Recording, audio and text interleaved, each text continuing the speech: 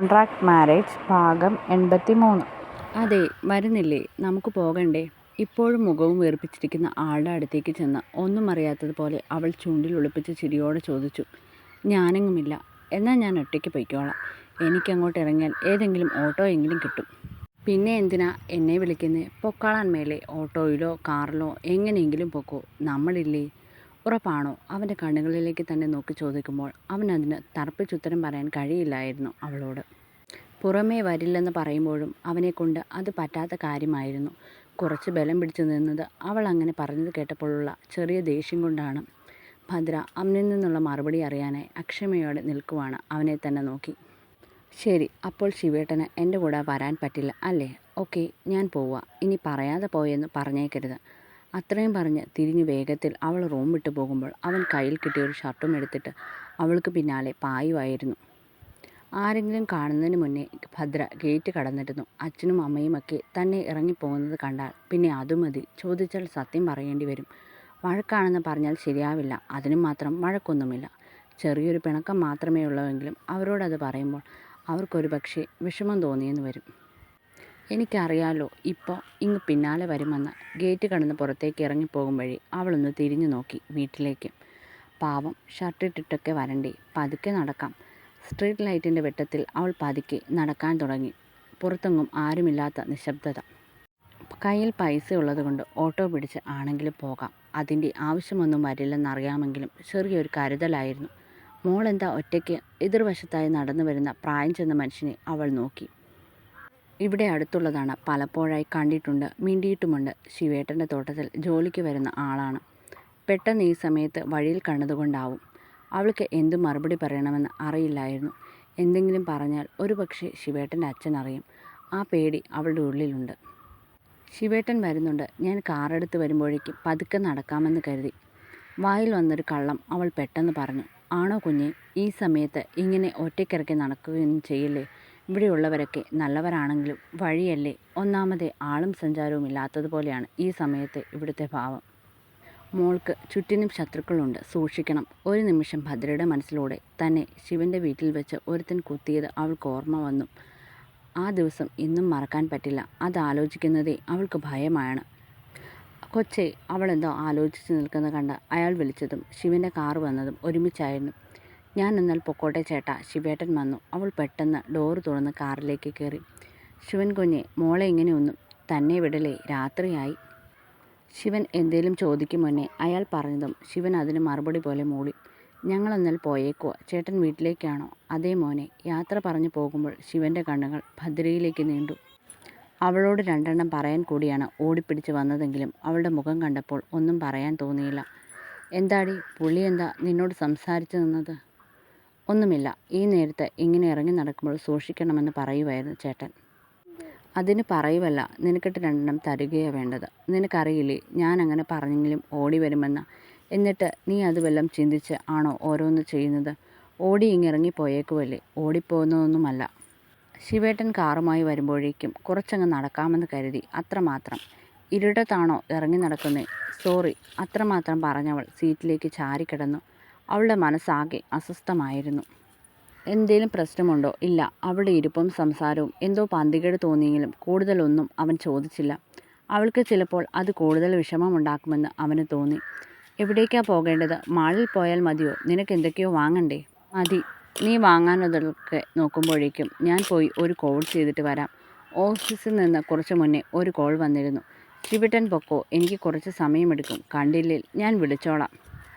അവൻ കോൾ ചെയ്യാനായി പുറത്തേക്കും അവൾ അകത്തേക്കും കയറിപ്പോയി. എന്തൊക്കെയോ വാങ്ങാനുള്ളത് നോക്കുന്നതിനിടയിലാണ് വളരെ അടുത്ത് കേട്ടുമറന്നൊരാളുടെ ശബ്ദം അവളുടെ കാതിലേക്ക് ഒഴുകിയെത്തിയത്. ഒരു നിമിഷം അവളുടെ നെഞ്ചിടിപ്പേറി. അത്രമേൽ ഭയം തോന്നിയ ഒരു ശബ്ദം. മറന്നുപോയ പലതും മനസ്സിലേക്ക് ഓർമ്മകളായി ഇരച്ചു കയറി വന്നു. നിന്നിടത്ത് നിന്ന് ഒന്നനങ്ങാൻ പോലും കഴിയാതെ തറഞ്ഞു പോയവൾ. അല്ലേ തന്നെ ആകെ ഒരു വല്ലാത്ത മാനസികാവസ്ഥയിലാണ്. അതിൻ്റെ കൂടെ ഇതും കൂടിയായതും ഭദ്ര വിയർത്തുപോയി. പിന്നെയും എന്തൊക്കെയോ അയാൾ തൻ്റെ അടുത്തുനിന്ന് പറയുന്നത് കേട്ടിട്ടും അവൾ നോക്കിയില്ല അയാളെ.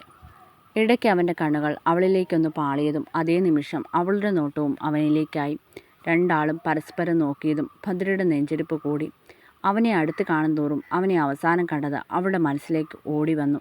ഭയത്തോടെ പിന്നിലേക്ക് നീങ്ങിയതും തന്നെ തന്നെ നോക്കി നിൽക്കുന്നവനെ കാണുന്തോറും അവളുടെ മനസ്സിലേക്ക് പലവിധ ചിന്തകൾ കടന്നു വന്നു. ശിവേട്ടൻ അടുത്തൊന്നും ഇല്ലെന്നുള്ള കാര്യം കൂടി ഓർമ്മ വന്നതും ഭദ്രയ്ക്ക് അപകടം മണത്തു. അവൾ വാ തുറന്ന് ഒച്ച വെക്കാൻ തുടങ്ങിയതും പെട്ടെന്ന് അവൻ അവളുടെ വാ പൊത്തിപ്പിടിച്ചു. ആരെങ്കിലും കാണും മുന്നേ അവളെയും കൊണ്ട് കുറച്ച് മാറി നിന്നതും ഭദ്രയ്ക്ക് അവനോടുള്ള പേടി കൂടി. ദേഹം തളരും പോലെയും തല കറങ്ങുന്നത് പോലെയും ഒക്കെ തോന്നി. മരണം തൻ്റെ അടുത്തേക്ക് ഏത് നിമിഷവും എത്തും പോലെ. അന്ന് തൻ്റെ ഭാഗ്യം കൊണ്ടാണ് രക്ഷപ്പെട്ടത് എങ്കിൽ ഇന്നങ്ങനെ ആകില്ല. ഇനിയും തന്നോട് ഒടുങ്ങാത്ത പകയാണോ മറ്റുള്ളവർക്ക്? അവൻ കണ്ണുകൊണ്ട് മിണ്ടരുന്ന് ആംഗ്യം കാണിച്ചതും ഭദ്ര അവൻ്റെ കയ്യിലെ പിടിവിട്ടു. ഇത്രയും നേരം അവനെ തള്ളി മാറ്റാൻ നോക്കി നിൽക്കുകയായിരുന്നു അവൾ. അവനെന്തോ തന്നോട് പറയാനുണ്ടെന്ന് അവൾക്ക് മനസ്സിലായി. അവളൊന്ന് അടങ്ങിയതും അവൻ പതിയെ അവളുടെ വാ പൊത്തിപ്പിടിച്ച കൈ എടുത്തു മാറ്റി. ഭദ്ര അവനെ തുറച്ചു നോക്കിക്കൊണ്ട് തന്നെ നിൽക്കുവാണ്. ഒച്ച വയ്ക്കരുത്, ഞാൻ നിന്നെ ഒന്നും ചെയ്യാൻ വന്നതല്ല. അവൻ ശാന്തമായി പറഞ്ഞതും അവൾ ശ്വാസമൊന്ന് വലിച്ചു വിട്ടു. ഇപ്പോഴാണ് തനിക്ക് ജീവൻ നേരെ വീണത്. പെട്ടെന്ന് കണ്ടപ്പോൾ തന്നെ നോക്കുന്നത് കൂടിയായപ്പോൾ ശരിക്കും പേടിച്ചു പോയി. എന്തോ വീണ്ടും തന്നെ ചെയ്യാൻ വന്നത് തന്നെയാണെന്ന് ഉറപ്പിച്ചിരുന്നു. ഇനി ഒരിക്കലും പരസ്പരം കാണുമെന്ന് കരുതിയതല്ല. അതുകൊണ്ടാണ് ശിവേട്ടൻ കൂടി അടുത്തില്ലെന്ന് മനസ്സിലാക്കിക്കൊണ്ട് ഒച്ച വെക്കാൻ പോയത്. എങ്ങനെയെങ്കിലും അവൻ്റെ കയ്യിൽ നിന്ന് രക്ഷപ്പെടണമെന്ന് കരുതി. അവൻ വാ പൊത്തി കുറച്ച് മാറ്റി നിർത്തിയപ്പോൾ ഉറപ്പായിരുന്നു ഇതെന്നെ ലക്ഷ്യം വെച്ച് തന്നെ വന്നതാണെന്ന്. ഞാനിവിടെ വന്നത് മറ്റൊരു കാര്യത്തിനാണ്, അല്ലാതെ തന്നെ ഒന്നും ചെയ്യാനല്ല. അവൻ സൗമ്യമായി പറഞ്ഞതും അവളുടെ മുഖത്തൊരു തെളിച്ചം വന്നു. ഇത്രയും നേരം ഭയം കൊണ്ട് ആകെ ഇരുണ്ട് മൂടി കിടക്കുകയായിരുന്നു മുഖം. അവൻ്റെ വാക്കുകൾ അവൾക്ക് നൽകിയ സമാധാനം ചെറുതൊന്നുമല്ല. അവൾ ശ്വാസമൊന്ന് വലിച്ചു വിട്ടു പുറത്തേക്ക്. രണ്ടാളും ഒന്ന് രണ്ട് നിമിഷം ഒന്നും മിണ്ടിയില്ല. സോറി, അന്ന് എനിക്കിത് പറയാൻ പറ്റിയില്ല. അതിന് പറ്റിയൊരു മാനസികാവസ്ഥയായിരുന്നില്ലല്ലോ എൻ്റെ. അത് പറയുമ്പോൾ ഭദ്രയുടെ കണ്ണുകൾ പോയത് അവൻ്റെ നെറ്റിയിലെ ഉണങ്ങിയ മുറിവിലേക്കാണ്. ചെറിയൊരു പാടുണ്ട്. ശിവേട്ടൻ കൊടുത്ത സമ്മാനം. അന്നത്തെ കാര്യങ്ങൾ ഓർത്താൽ ഇപ്പോഴും ദേഷ്യം വരും. ആ ദിവസത്തെ ഭയം എപ്പോഴുമുണ്ട് മനസ്സിൽ. അറിയാതെ ചെയ്തു പോയ കാര്യമല്ലല്ലോ. സോറി പറയാൻ കാശ് മേടിച്ചിട്ട് അല്ലേ എന്നെ കൊല്ലാൻ വന്നത്? കൊല്ലാനോ? ഞാനോ? തന്നെ ഒന്ന് പേടിപ്പിച്ച് വിടാനാ പറഞ്ഞത്. ഞാൻ അതേ ചെയ്യാൻ നോക്കിയുള്ളൂ. എന്തായാലും കൊള്ളാം. ഞാൻ എത്രമാത്രം പേടിച്ചു പോന്നു. ഇനി എന്നെങ്കിലും നിങ്ങളിങ്ങനെ കാണുവാണെങ്കിൽ രണ്ടെണ്ണം പറയാൻ വേണ്ടി തന്നെ ഇരിക്കുമായിരുന്നു. ഇപ്പോഴും ആ പണി തന്നെ ആയിരിക്കുമല്ലോ നിങ്ങളുടെ ജോലി. അവൾ പുച്ഛത്തോടെ ചോദിച്ചതും അവൻ്റെ മുഖത്ത് ചെറിയൊരു ചിരിയുണ്ട്. അല്ലേലും അങ്ങനെയൊരു ജോലി ആഗ്രഹിച്ച് ഏറ്റതൊന്നുമല്ല. കാശിന് അത്രയ്ക്ക് ആവശ്യം വന്നതുകൊണ്ട്. അത്ര എളുപ്പത്തിൽ കാശ് കിട്ടാൻ ഞാൻ നോക്കിയിട്ട് മറ്റൊരു പണിയുമില്ലായിരുന്നു അന്നെൻ്റെ മുന്നിൽ. എന്ത്, ഒരു പെണ്ണിനെ തട്ടിക്കൊണ്ടു പോകുന്നതോ? സ്വന്തം വീട്ടിലെ പെണ്ണുങ്ങളെയാണ് ആരെങ്കിലും ഇങ്ങനെ ചെയ്യുന്നതെങ്കിൽ ചേട്ടൻ സഹിക്കുമോ? ചേട്ടൻ അവരെ വെറുതെ വിടുമോ? അവനൊന്നും മിണ്ടിയില്ല. അവനറിയാം അതിനുത്തരം. എങ്കിലും എന്തോ പറയാൻ അവന് തോന്നിയില്ല. പിന്നീട് എത്രയോ വട്ടം അതിൻ്റെ പേരിൽ വിഷമം തോന്നിയിട്ടുണ്ട്, കുറ്റബോധം തോന്നിയിട്ടുണ്ട്. എത്രയോ രാത്രികളിൽ തൻ്റെ ഉറക്കം കളഞ്ഞിട്ടുണ്ട്. ഈ മുഖം എന്നെങ്കിലും നേരിൽ കണ്ടാൽ മാപ്പ് പറയാൻ തന്നെയാണ് തീരുമാനിച്ചു വെച്ചത്. അത് ഇങ്ങനെയൊരു മുഹൂർത്തത്തിലാകുമെന്ന് ഒരിക്കലും കരുതിയില്ല. എല്ലാം ദൈവനിശ്ചയം പോലെയാണ് അവന് തോന്നിയത്. എടൂ, തന്നോട് എങ്ങനെ പറഞ്ഞ് മനസ്സിലാക്കണമെന്ന് എനിക്കറിയില്ല. തൻ്റെ ഭാഗത്തു നിന്ന് ചിന്തിക്കുമ്പോൾ ഞാൻ ചെയ്തത് തെറ്റാണ്. എൻ്റെ ഭാഗത്തു നിന്ന് ചിന്തിക്കുമ്പോൾ എൻ്റെ സാഹചര്യം അതായിരുന്നു. അതുകൊണ്ട് കാശ് കണ്ടപ്പോൾ ഞാൻ മറ്റൊന്നും ആലോചിച്ചില്ല. എങ്ങനെയും രക്ഷപ്പെടണം, എൻ്റെ കുടുംബത്തെ രക്ഷപ്പെടുത്തണം, അതുമാത്രമായിരുന്നു മനസ്സിൽ. എന്നെ കാത്തിരിക്കുന്ന അമ്മച്ചിക്കും കെട്ടിയോൾക്കും എന്നെക്കൊണ്ട് എന്തെങ്കിലും ഒരു ഉപകാരം വേണ്ടേ? പണി തീരാത്ത വീടാണെന്ന് പണിതെടുത്ത് അവരെ സുരക്ഷിതമാക്കണം. അപ്പൻ മരിക്കും മുന്നേ ഏൽപ്പിച്ചു പോയ ബാധ്യതക്കെട്ടുകൾ ഒന്ന് ഒതുക്കി വെച്ച് വന്നപ്പോഴേക്കും മിച്ചം പിടിക്കാനോ ഒന്ന് നേരെ നിൽക്കാനോ പോലും പറ്റിയില്ല. പല വഴികൾ നോക്കി ഒന്നും രക്ഷപ്പെടാൻ, പക്ഷേ ഒന്നും നടന്നില്ല. ഭാഗ്യദോഷം കൊണ്ടാവും ഒന്നിനും അങ്ങോട്ട് ഗതി പിടിക്കാതെ പോയത്.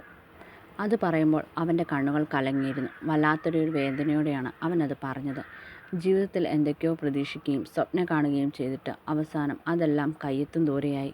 നഷ്ടപ്പെട്ടു പോയവൻ്റെ വേദനയായിരുന്നു അവൻ്റെ കണ്ണിൽ. ഭദ്രയ്ക്ക് അവനോട് അലിവ് തോന്നി. താൻ അന്ന് കണ്ട ആളെയല്ല ഇന്ന് മുന്നിൽ നിൽക്കുന്നതെന്ന് മൊത്തത്തിൽ മാറിയ ഒരാളെ പോലെ. അവനിൽ നിറഞ്ഞു നിന്നത് ഒരു സാധാരണ ചെറുപ്പക്കാരൻ്റെ വേദനയായിരുന്നു. ഒരുപാട് നാളത്തെ കാത്തിരിപ്പിനൊടുവിലാണ് അവൾക്ക് വിശേഷമുണ്ടെന്നറിഞ്ഞത്.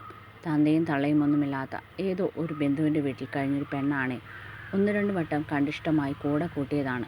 പൊന്നുപോലെ അതുവരെ അവളെ അറിഞ്ഞ കഷ്ടപ്പാടുകൾക്കെല്ലാം പകരമായി കരുതി തന്നെയാണ് കൊണ്ടുവന്നതും. അവൾക്ക് കൊടുത്ത വാക്കിൽ സ്നേഹത്തോടെ നോക്കാമെന്നൊഴുകി ബാക്കിയൊന്നും പാലിക്കാൻ എനിക്ക് കഴിഞ്ഞില്ല. എങ്കിലും എന്നെ അവൾ പറ്റുന്നത് പോലെയൊക്കെ സഹായിക്കുന്നുണ്ട്. വീട്ടിലിരുന്ന് കഴിഞ്ഞ മാസം വരെ തയ്ക്കുമായിരുന്നു പെണ്ണ്. വയറ്റിലായി കഴിഞ്ഞപ്പോൾ മുതൽ അവൾക്ക് എന്നും ഓരോ പ്രയാസങ്ങളാണ്. പാവം, ഒരു രീതിയിലും പറ്റുന്നില്ലെന്ന് കണ്ടപ്പോഴാണ് കുറച്ച് കാശുണ്ടാക്കാൻ കൂട്ടുകാരൻ വഴി ഇങ്ങനെ ഒരു കോൾ ഒത്തുവരുന്നത്. കൂടുതലൊന്നും അപ്പോൾ ആലോചിച്ചില്ല. മാപ്പ്.